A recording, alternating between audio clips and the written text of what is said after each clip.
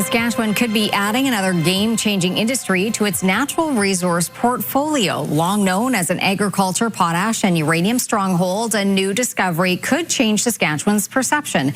It is one of the most widely used metals on Earth.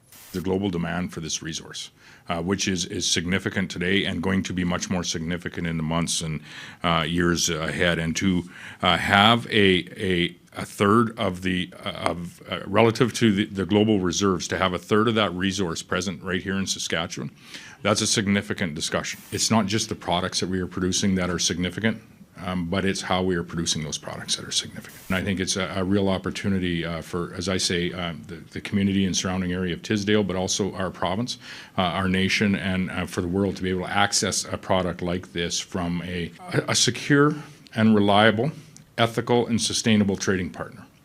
And there aren't very many countries that meet all of those criteria. Beneath the wheat fields of Saskatchewan, Canada, sits one of the most important discoveries of the 21st century. 1/3 of the entire world's aluminum supply found in a single location. A deposit so large it could be mined for 2,000 years and still not run out. At a moment when the West is scrambling to break free from China's grip on critical minerals, Canada may have just found the answer. But the real question is, will anyone move fast enough to use it? On January 29, 2026, Canadian Energy Metals Corporation made a stunning announcement. The company released a preliminary economic assessment confirming that its Thor Project, located near Tisdale in east-central Saskatchewan, contains 6.8 billion tons of alumina inside 49.5 billion tons of ore. To understand the scale, that is approximately 1/3 of the entire known world supply of alumina, concentrated in an area roughly 16 miles by 16 miles, an area that would fit inside the metropolitan boundaries of Edmonton. It is one of the most widely used metals on Earth. Brand new opportunities could be coming to Saskatchewan after an alumina deposit holding an estimated 6.8 billion tons discovered by Canadian Energy Metals Corp near Tisdale. The company calls it one of the largest known deposits on Earth, dubbing it the Thor Project. Saskatchewan Premier Scott Moe stood alongside the company's CEO at the announcement. Tisdale's mayor was also present. This was not treated as a routine mining update. It was treated as a moment of national significance. CEO Christopher Hopkins called it a possible game-changer for North America's aluminum supply chain, and based on the numbers behind it, that description may not be an exaggeration. Bauxite processing is a dirty business. It creates a lot of bad side effects in terms of red mud, consumes a lot of energy. The process that we can use on this ore consumes less energy, is far less impactful on the environment. But the real story is just beginning. The preliminary economic assessment was prepared by two leading independent engineering firms.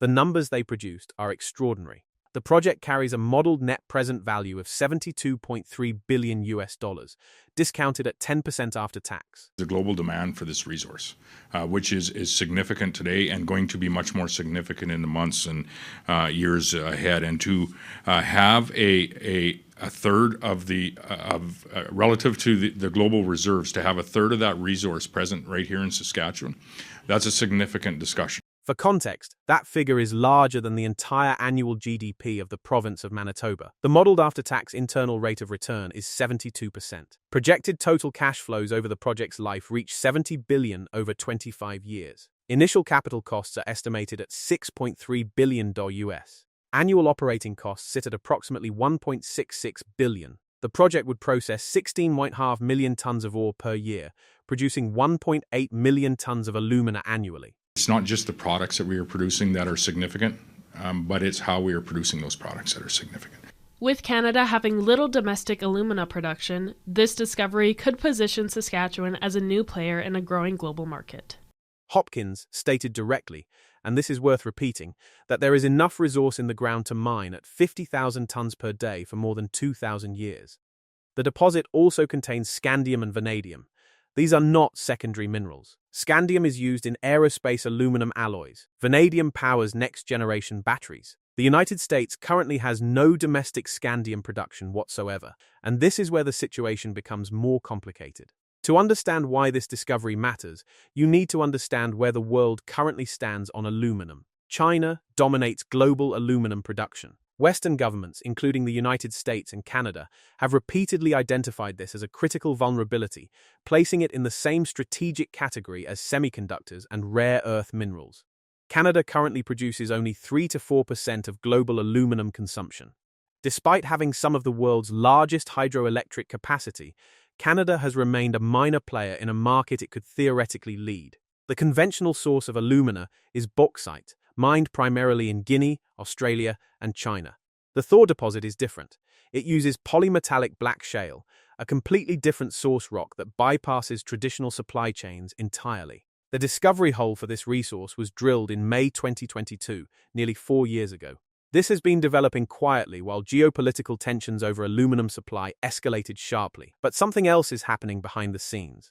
If developed, the Thor Project would position Canada as a dominant alumina supplier to the United States, arriving at the exact moment Washington is spending billions to reshore critical mineral supply chains.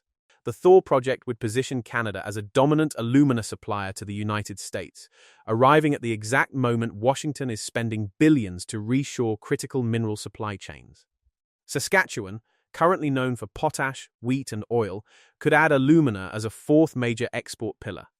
Premier Moe suggested the project could rival potash in long-term economic significance for the province. Construction and operations would support high-paying jobs, royalty revenues, and regional economic growth for decades. The infrastructure advantages are already in place.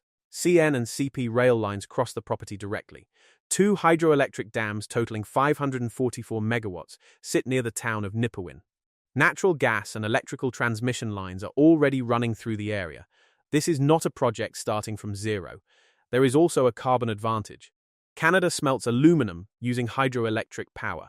Hopkins described what could result as the greenest aluminum on Earth. In a world where Europe and the United States are increasingly imposing carbon border taxes on imported metals, that environmental profile becomes a serious pricing advantage in global markets. The metals targeted are essential to aerospace, defense, electric vehicles, and renewable energy infrastructure, every sector driving global industrial demand right now. But here is what the headlines are not telling you. Canadian Energy Metals Corporation was incorporated in 2021. It is a private company. No public stock, no major mining partner attached. And CEO Hopkins stated openly that it is not the company's ambition to build this mine themselves. A $72 billion asset is currently held by a startup waiting for someone else to develop it. And the economic assessment itself is based largely on inferred mineral resources, a classification that explicitly cannot be used to declare proven reserves. This is where the political and economic consequences become significant. The timing of this announcement is not coincidental. It arrives during active US-Canada trade tensions, accelerating Western decoupling from Chinese supply chains, and a global race to secure the minerals needed for electric vehicles, aerospace, and defense manufacturing. Thor will almost certainly attract attention from Washington, the Pentagon, and allied defense ministries. Alumina is not just an industrial commodity anymore, it is a strategic material.